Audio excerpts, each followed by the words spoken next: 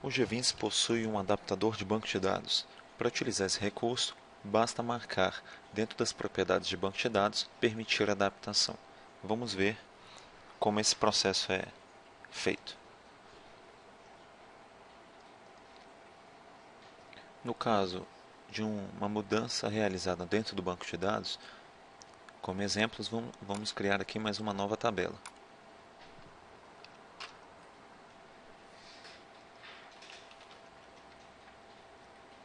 Vamos criar um campo.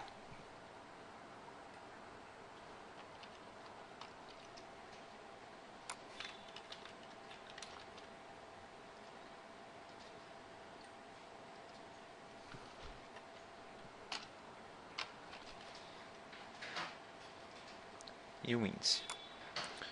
Para mostrar um pouco mais os recursos do adaptador, eu vou modificar uma tabela que já está criada.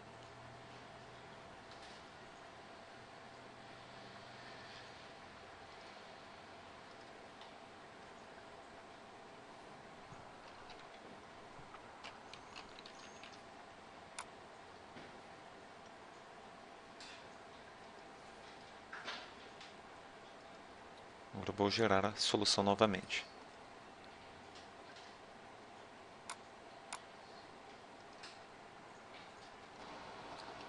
Vou mostrar agora onde ficam as configurações do adaptador.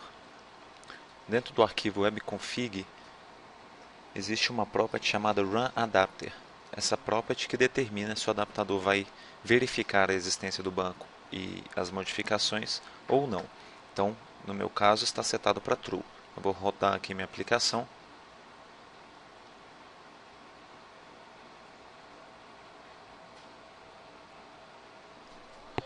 Então, após executar a aplicação, abriu aqui a tela do adaptador de banco. Nesse caso aqui, a única tela que foi mostrada foi do script. Então, ele falou aqui que ele vai criar uma nova tabela, a tabela de teste, com os campos que eu tinha definido, e vai alterar a tabela de tickets, adicionando aqui aquele ticket apelido. Além disso, ele fez algumas alterações aqui na tabela de tickets, ele dropou uma constraint que tinha da parte de apelido, né, para poder fazer a criação do campo, e depois recriou aqui a chave primária aqui da tabela teste, que foi aquela tabela que eu criei. Tá? Então, essa seria a adaptação básica. Aqui embaixo eu tenho a opção de criar um backup do banco. É muito importante que seja criado, até porque ele vai mexer na estrutura do seu banco de dados. E se por acaso alguma parte do script tiver com erro aqui, você pode não conseguir restaurar teu banco. E depois você pode mandar adaptar. Tá? Então, se você clicar em adaptar, ele vai adaptar teu banco. Então, agora eu vou clicar em adaptação de banco. E após a comparação, se tudo estiver correto, ele vai me jogar para a tela de login da nossa aplicação. Então, sinal que a adaptação correu com sucesso. Nesse caso, vou fazer outra adaptação para a gente verificar aqui a tela de adaptação de banco, que nem todo momento ela é aberta.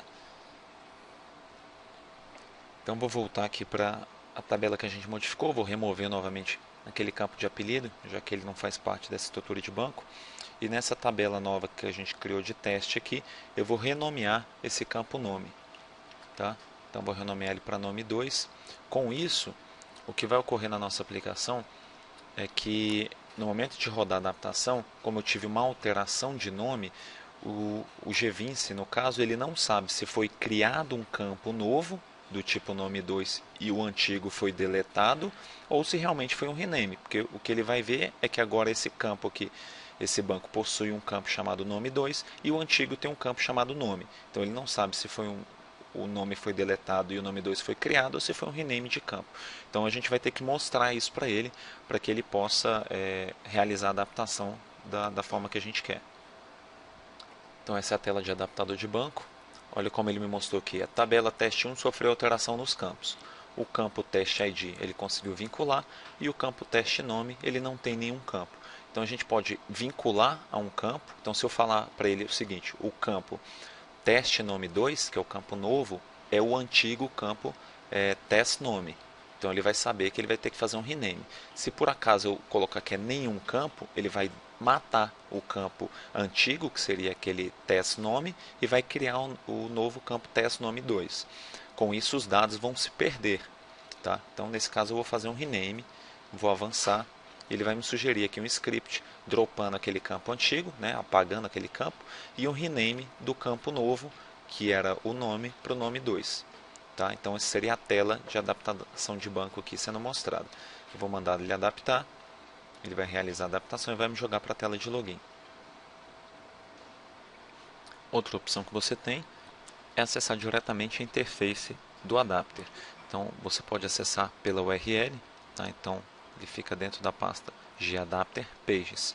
Acessando você vai ter essa interface.